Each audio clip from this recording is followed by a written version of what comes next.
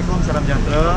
Hari ini kami bertiga, saya, Habib Fadil, Ahli Parlimen Lembah Pantai, YB Dr. Mazli Malik, Ahli Parlimen Simpang Renggam, dan juga YB Maria Chin Abdullah, Ahli Parlimen Petaling Jaya. Kami telah membuat satu laporan polis berhubung dengan kenyataan media yang telah dibuat oleh Tan Sri Azam Baki semalam berhubung dengan kenyataan beliau bahawa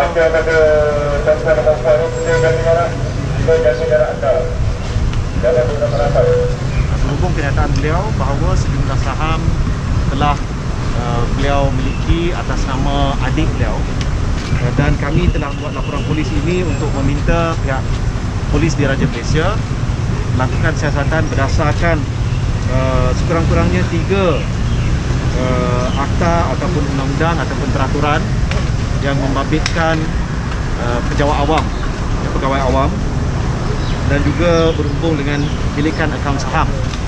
Pertama adalah Seksyen 25, 25A dan 29A Akta Perindustrian Security Depository Pusat 1991. Kedua adalah Pekeliling Perkhidmatan Bilangan 3 tahun 2002 berhubung pemilikan dan perisytiharan harta oleh pegawai awam, khususnya Seksyen 23 dan 24 dalam pekeliling tersebut.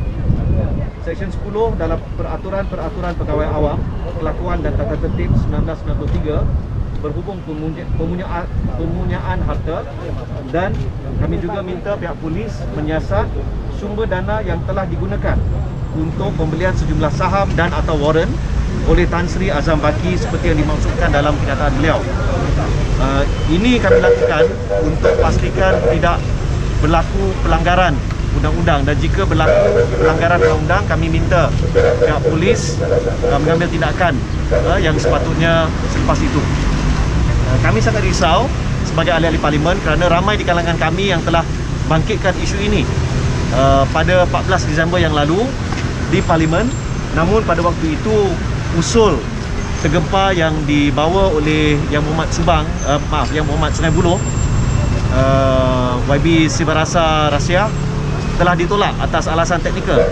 Kita lihat di parlimen seringkali isu-isu tergempar, isu-isu mustahak ditolak atas alasan teknikal sehingga diumumkan seperti semalam, diumumkan tentang sidang khas untuk parlimen bagi isu banjir. Itu pun kami dah minta dari awal.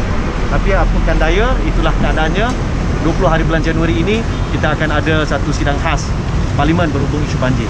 Tapi kami juga berpandangan bahawa dalam isu ini perlu dibawa ke parlimen. Sama ada dalam sidang khas yang sendirinya selepas pada 20 hari bulan Januari, ataupun setidak-tidaknya saya lihat memang 28 hari bulan Februari bila sidang mesyuarat pertama parlimen bagi penggal tahun 2022 ini, sudah pasti ramai ahli parlimen yang akan bangkitkan. Tapi isu ini sangat penting kerana ia melibatkan satu institusi teras, a core institution dalam pentadbiran negara kita, iaitu Suruhanjaya Pencegahan Rasuah Malaysia. Kami harap pihak polis Diraja Malaysia akan dapat melakukan siasatan secara terperinci, menyeluruh, mendalam, dan kami sedia membantu pihak polis dalam siasatan tersebut berpandukan apa yang maklumat yang kami ada dengan undang-undang dan peraturan-peraturan yang telah disebutkan tadi. Saya jemput Yang Muhammad Dr. Mazli. Terima kasih kepada media semua. Saya lihat isu ini bukan sekadar di dalam lingkungan isu undang-undang semata-mata, tetapi ia berkaitan isu moral, isu integriti, dan juga isu kelangsungan masa depan negara untuk menjadi negara yang bermaruah, bersih dan maju.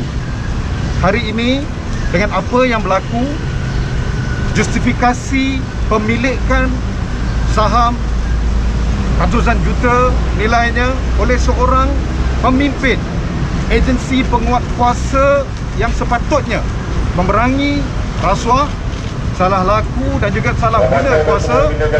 Jikalau ini dibenarkan, dia akan menjadi satu titik presiden untuk negara Malaysia yang akan menyaksikan sejarah korupsi akan dihalalkan secara besar-besaran.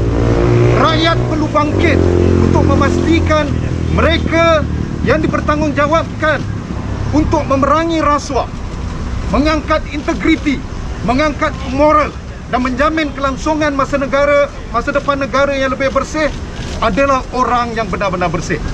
Jikalau kita berdiam diri dan membiarkan akur dan mengiktiraf salah laku ini, kita akan menyaksikan di masa hadapan para pemimpin, para penguat kuasa dan mereka yang dipertanggungjawabkan untuk menjaga integriti dan juga accountability negara akan mengumpul kekayaan sebanyak mungkin dan dengan mudah mengatakan ini milik adik, akak, abang, atuk, nenek, moyang saya dan lepas begitu saja.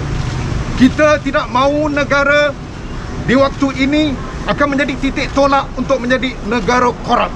Kita tidak mahu negara kita pada waktu ini, jikalau kita mengiktiraf salah laku ini, akan menjadi titik tolak untuk menjadi a failed nation ataupun negara yang gagal.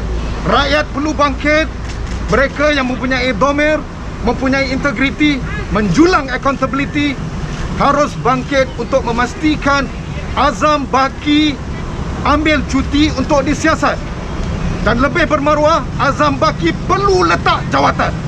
Dan kepada Abu Zahar, pengerusi telah melakukan suatu tindakan yang pada saya mungkin beliau boleh melakukan segala justifikasi teknikal, tetapi dari segi moralnya telah memberikan satu titik permulaan yang gelap bagi sejarah negara. Demi moral, demi integriti, demi accountability dan demi masa depan negara, kita perlu tolak salah laku seperti ini. Terima kasih. Sedikit pembetulan, bukan ratusan juta tapi jutaan. Nilai berjuta-juta ringgit. Hanya ini, saya rasa ini adalah satu isu ya, yang mana semua rakyat hendak membangkit ya, dan bersuara dan menentangkan isu korupsi, money laundering dan sebagainya. Apa yang kita hendak ialah satu siasatan yang jelas ya, kerana saya rasa kecewa tentang penjelasan yang dibagi. Saya harap MACC dan polis dan termasuk Perdana Menteri akan mengambil tindakan mengadakan satu siasatan yang adil dan transparent. That's what we want. That's what the people want. Semua yang kita dengar ya, suara daripada beberapa pihak dah kata mereka tidak boleh terima penjelasan yang dibagi. That's one. Secondly is that saya rasa ya, yang akan datang kita akan ada sidang parlimen. Saya harap dan saya sudah tweet bahawa kita hendak bincang isu ini di parlimen. So saya harap ya Perdana Menteri boleh masuk isu ini sebagai satu agenda yang penting, because this is a national issue. Kalau kita tidak ambil isu ini dan jadikan itu satu national issue, what are we standing for? What is the government standing for? Dan saya juga harap ya select committee akan diaktifkan ya. Tak kira mana-mana select committee yang berada di parlimen, bagi mereka peluang untuk buat siasatan, panggil semua pihak yang terlibat dalam isu ini dan buat siasatan. I think that is only fair dan independent, and that's what rakyat needs. Terima kasih. Thank you. Okey, ada apa-apa soalan?